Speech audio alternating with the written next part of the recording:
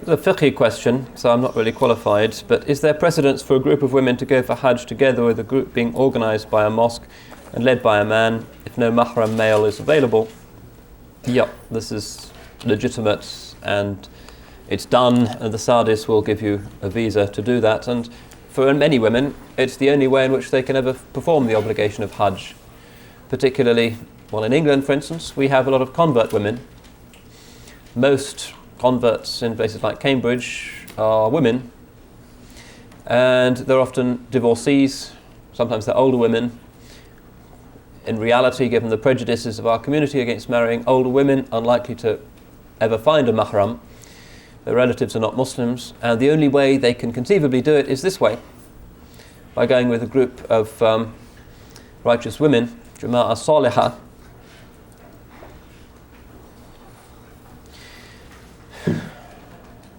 I've often wondered what one is to do with this particular aspect of the community's unfairness to women, namely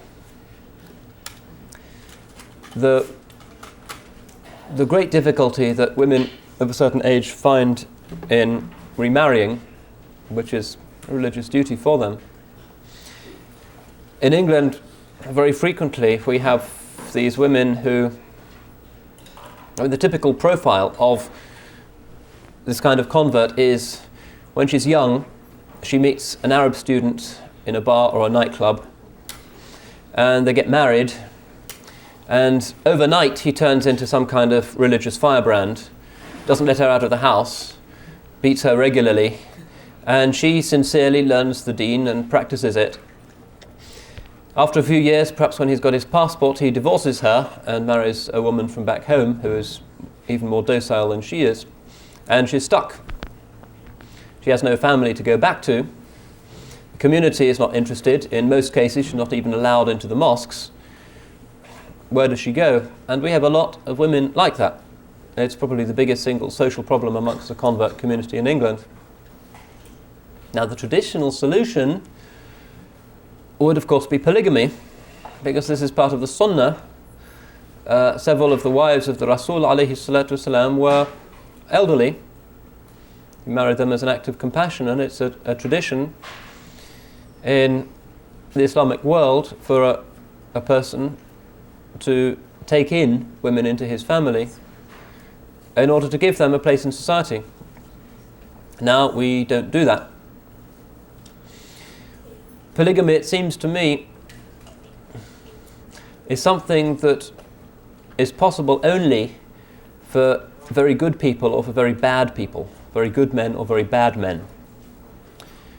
Very bad, in other words, they're quite happy to ruin the happiness of their faithful existing spouse simply in order to gratify some desire that they have, not for a moral or spiritual reason, but merely for self-gratification, to render the life of their first wife an absolute misery, unless of course she agrees to it, which occasionally happens. Or you have to be a very good person and you engage in polygamy in order to help someone out, and virtually nobody does that, as far as I can see, unless she also happens to be young and attractive, but brother, that's not my intention, Allahu A'lam. But I do know a few people whose practice is to marry older women to help them out, and may Allah reward them, and this is one of the most neglected aspects of the Sunnah.